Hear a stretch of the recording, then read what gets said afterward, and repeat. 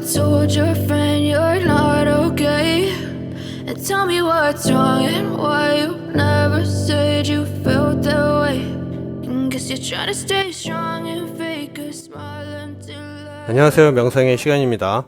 FOMC 끝난 후에 시장이 열광을 하고 굳이 저까지 보탤 필요가 없다고 생각을 해서 오늘 영상을 올리고 있습니다. 어제 시황부터 보면 나스닥이 3.25라는 어마어마한 상승을 하면서 마감을 했습니다. 제 기준에서는 분할 매도를 시작해야 하는 위치까지 왔거든요. TQ하고 속술 모두 한 5에서 10% 정도 매도를 할 예정인데, 어제 장후에 애플과 여러 기업의 실적이 나오면서 좀 컨센서스보다 적게 나왔죠. 그래서 전체적으로 하락을 했고, 선물 시장도 현재 시간 1.5% 정도 하락을 하고 있습니다.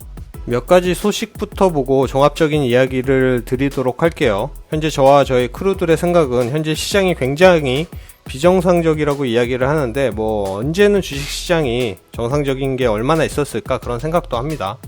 우선 미국 자동차 판매가 강력한 반등을 했습니다. 1월에 예상보다 훨씬 높게 반등을 했고, 졸트 보고서를 보면 기업들의 구인이 떨어지지 않는 상태입니다. 그런데 더 좋다고 보는 건 임금 상승률도 현저히 둔화되고 있습니다. 22년 4분기 0.6% 오르면서 끝났는데, 이건 2019년 4분기 이후에 최저 수준이거든요. 디스인플레이션을 확인을 했다는 이야기가 처음으로 나왔는데, 현재 수준으로 유지를 하는 게 아니라 더 확실하게 내리는 게 연준의 목표죠. 상품과 서비스 부분도 확실히 꺾였고, 고용 비용도 내려오고 있는 상황입니다. 주택시장은 아직도 10년의 최저 영역까지 급락을 하고 있는 건 변함이 없고, 반등이 와서 좋긴 하지만 마냥 좋아할 수는 없는 상황입니다.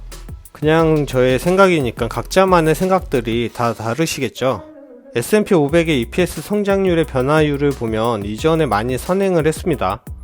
그래서 반등장이라고 이야기하시는 분들은 이미 우리는 선반영이 거의 다 끝난 상황이라 단기적인 조정을 받으면서 모멘텀이 바뀌었다, 그런 이야기를 합니다. 지금 제 수익률이 30% 정도 되거든요. 환율이 많이 하락을 해서 40% 넘게 상승을 했지만 환율을 적용하니까 30% 좀 안 되는 것 같습니다. 우선은 기업들의 앞으로의 실적이 뒷받침이 안 된다면 다시 꺼질 거고, 나아질 거라는 기대가 생기면 상승세가 이어지겠죠. 제가 잘 보는 주봉으로 200일선을 넘었습니다. 그래서 상승장으로 바뀌어도 큰 조정은 나올 수 있다고 보고 있고, 괜찮은 가격대라고 계속 이야기를 드렸던 그 가격에 가지고 계셨다면 여유가 분명히 있을 거고, 하락장을 예상해서 매도를 하셨다면 혹은 숏 포지션을 잡았다면 지금 많이 걱정이 되겠죠. 주식으로 돈을 번다는 건 그래서 좀 길게 봐야 한다고 제가 계속 말씀드리는 거고, 저처럼 장기 투자의 포지션을 정하셨다면 더 오를 거라는 기대도 할 수 있고, 이 상승 분위기가 폭삭 가라앉으면 매수를 또 할 수 있다는 희망도 있기 때문에, 단타나 스윙 투자를 하시는 분들은 수익이 계속 있으셨다면 그렇게 하시면 되고, 투자를 시작한 지 얼마 안 되신 장기 투자를 계획하고 실행하고 계신 분들은 그 계획만 순식간에 틀어지지 않게 유지를 하신다면 결국은 이 주식이라는 것에 이기는 결과를 가질 거라고 확신을 합니다.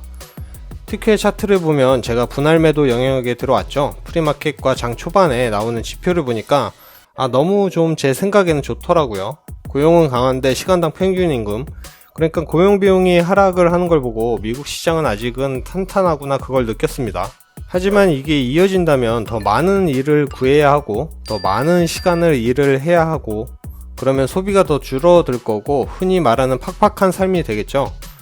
그럼 기업에는 안 좋아지니까 이게 계속 이어진다면 좋을 게 하나도 없지만, 지금은 비정상에서 정상으로 돌아가는 단계라서 현재는 좋은 방향이라고 생각을 합니다. 애플과 아마존, 구글의 후폭풍이 오늘 작용을 하겠죠. 그래서 좀 하락을 할 수도 있을 것 같습니다. 분할 매도는 제가 한 5% 정도 계획을 하고 있었는데, 저는 잠을 자야 하기 때문에 장 초반까지만 딱 보고 신경을 끄거든요.